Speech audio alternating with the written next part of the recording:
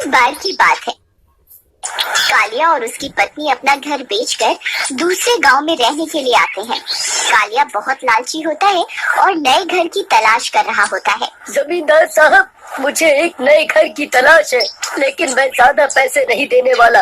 आप कहीं मुझे बेवकूफ मत समझना, मुझे सब पता है। लगता है ये अपने आप को कुछ ज्यादा ही समझ रहा है। ये ज्यादा पैसे नहीं खर्चने वाला, इसे कोई सस्ता सा ही घर दिखाना होगा। एक काम करता हूँ, इसे वो कब्रिस्तान के पास वाला घर बेच देता हूँ। देखो भाई, मेरे पास एक घर है, वो तुम्हारे मुताबिक ही है और ज्यादा महंगा भी नहीं है। तो फिर देर किस बात की भाई, मैं आज ही वो घर खरीद लूंगा। चलो मुझे वो घर दिखा दो। अरे यार, अगर इसे अभी वो घर दिखा दिया तो इसे घर के पीछे बना कब्रिस्तान दिख जाएगा। इसी रात के अंधेरे में वो घर दिखाऊंगा। देखो भाई कालिया, अभी मुझे किसी जरूरी काम से जाना है, मैं रात को तुम्हें वो घर दिखा दूंगा। फिर इतना बोलकर वह जमींदार वहाँ से चला जाता है। रात होने पर वह कालिया और उसकी पत्नी को घर दिखाने ले जाता है। वह घर कालिया को बहुत पसंद आ जाता है क्योंकि उसकी कीमत बहुत कम होती है और वह खुशी खुशी उस घर को खरीद लेता है। फिर जमींदार पैसे लेकर वहाँ से चला जाता है। अजी, मुझे तो ये घर कुछ ठीक नहीं लग रहा, मुझे तो यहाँ दहशत सी महसूस हो रही है। चल पगली, ऐसा कुछ नहीं है, नए नए घर में अक्सर ऐसा लगता है, सब ठीक हो जाएगा। फिर वे दोनों सो जाते हैं। तभी आधी रात होते ही कब्रिस्तान की मिट्टी में कुछ हलचल होती है और कब्रिस्तान से एक हाथ बाहर निकल आता है।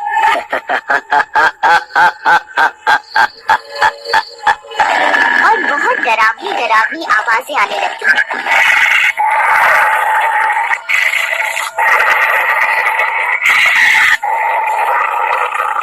तभी राधा की नींद खुल जाती है। अजी उठिए ना, देखिए ना कैसी अजीब अजीब सी आवाजें आ रही है, उठिए ना। अरे क्या हुआ, चैन से सोने भी नहीं देती। अजी, मुझे तो उस खिड़की से बहुत अजीब अजीब सी आवाजें आ रही हैं।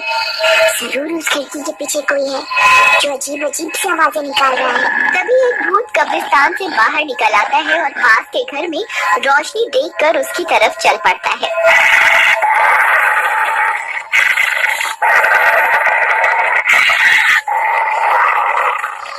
अरे भगवान, कुछ नहीं है, तुम डरो मत, कोई नहीं है, चुपचाप सो जाओ। फिर वे दोनों फिर से सो जाते हैं। तभी वह भूत जोर जोर से उनकी खिड़की को तोड़ने की कोशिश करने लगता है।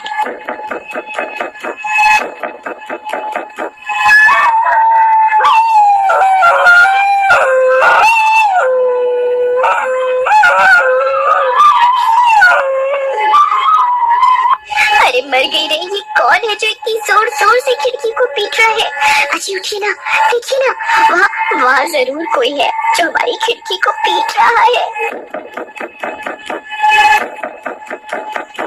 फिर राधा की जबरदस्ती करने पर कालिया उस खिड़की के पास जाता है और जैसे ही खिड़की खोलता है, भूत उसे देखकर वहाँ से गायब हो जाता है।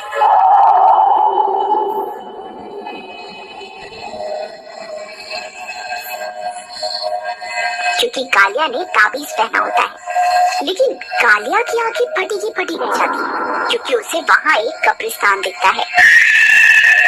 अरे मर गई रे, राधा जल्दी यहाँ आओ, देखो यहाँ क्या है। अजी, ये तो कब्रिस्तान है। हे भगवान, ये हमने कहाँ घर ले लिया। तभी वो कमबख्त जमींदार हमें कम कीमत में ये घर बेचकर चला गया। फिर भी खिड़की को बंद कर देते हैं और दूर जाकर बैठ जाते हैं। तभी फिर से कोई उस खिड़की को जोर जोर से खटखटाने लगता है। वे दोनों बहुत डर जाते हैं और पूरी रात ऐसे ही निकाल देते हैं।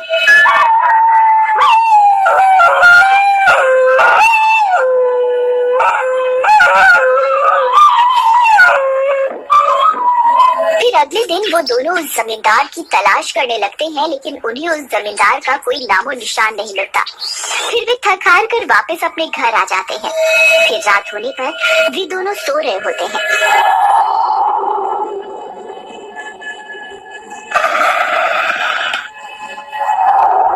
तभी वो भूत फिर से कब्रिस्तान से बाहर निकलता है और उनके घर की खिड़की के पास पहुंच जाता है और और जोर जोर से उसे पीटने लगता है।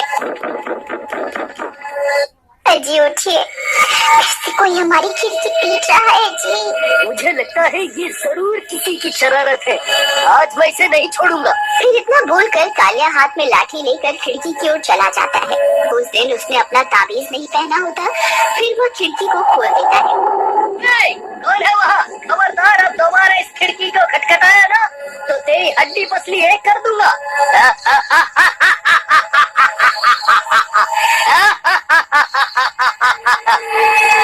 बहुत दिनों के बाद कोई इस घर में रहने आया है। तुम तो मेरे पड़ोसी हो, आओ ना, तुम्हें अपने घर ले चलता हूँ। उस भूत को देखकर कालिया की हालत खराब हो जाती है। तभी वो भूत कालिया की गर्दन पकड़कर उसे खिड़की से बाहर खींच लेता है। अरे मर गया, अरे राधा, मुझे बचाओ बचाओ बचाओ, अरे भाई कोई मेरी मदद करो, अरे मर गया। अरे मर गई रे, ये सब क्या हो गया? मैंने इन्हें कहा भी था कि खिड़की मत खोले, अब क्या करूं? ये कम्बल भूत तो इन्हें अपने साथ ले जा रहा है। वो भूत कालिया की टांग पकड़कर उसे घसीटता हुआ ले जाने लगता है। अब क्या करूं? मुझे इनकी मदद करनी ही होगी, नहीं तो ये भूत इन्हें अपने साथ अपने कमरे में ले जाएगा। फिर राधा भागते हुए जाती है और कालिया का हाथ पकड़ लेती है और उसे अपनी ओर खींचने लगती है। लेकिन वह भूत बहुत ताकतवर होता है और कालिया को अपने साथ घसीटता हुआ ले जाने लगता है।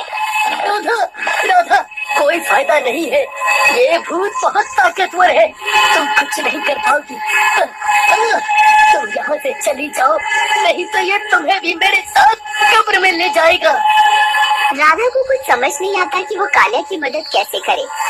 अरे कोई है, कोई हमारी मदद करो, ये भूत मेरे पति को अपने साथ कब्र में ले जा रहा है, हमारी मदद करो, कोई तो हमारी मदद करो।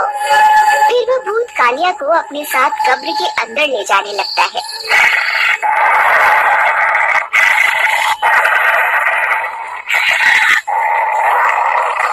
अरे अरे मर गया रे, अब मैं नहीं बचूंगा, अरे मर गया रे।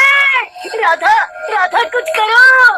फिर राधा कालिया के दोनों हाथों को पकड़कर कब्र से उसे बाहर खींचने लगती है, लेकिन कोई फायदा नहीं होता और वो भूत कालिया को कब्र के अंदर खींचने लगता है। अब कोई फायदा नहीं है राधा, अलविदा। तभी राधा भागती हुई वापस घर के अंदर जाती है जहाँ कालिया का ताबीज पड़ा हुआ होता है। वह उस ताबीज को उठा लेती है और वापस कालिया की तरफ भागने लगती है। कालिया कब्र के अंदर जा चुका होता है, सिर्फ उसका एक हाथ ही बाहर निकला हुआ होता है।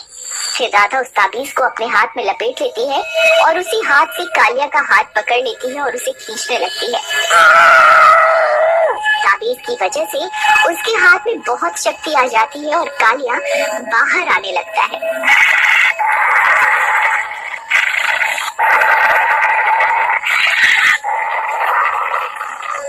अरे ये क्या, ये कौन है जो इसे बाहर की तरफ खींच रहा है? फिर भूत भी नीचे से कालिया की टांग पकड़कर उसे खींचने लगता है, लेकिन कोई फायदा नहीं होता। अरे ये क्या, ये कैसे हो सकता है?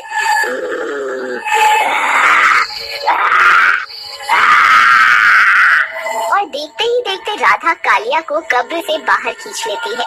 अरे वाह राधा, तुम्हें इतनी शक्ति कैसे आ गई? आखिर तुमने ये कैसे किया? अजी, ये सब इस ताबीज की शक्ति की वजह से हुआ है। चलिए, हम यहाँ और नहीं रुक सकते, वो भूत किसी भी पल बाहर आ सकता है। फिर वे दोनों भागकर अपने घर में चले जाते हैं।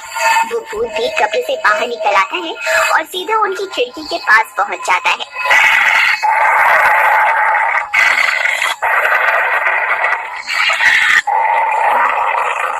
और जोर जोर से खिड़की को तोड़ने लगता है।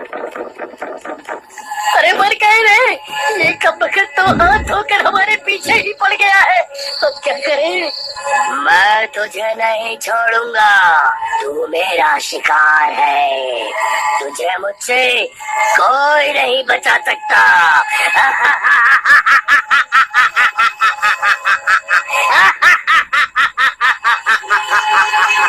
अब क्या करे भगवान? फिर राधा भागकर जाती है और उस ताबीज को खिड़की पर टांग देती है। तभी आवाजें आनी बंद हो जाती हैं। फिर वे दोनों आराम से उस घर में अपनी जिंदगी बिताने लगते हैं।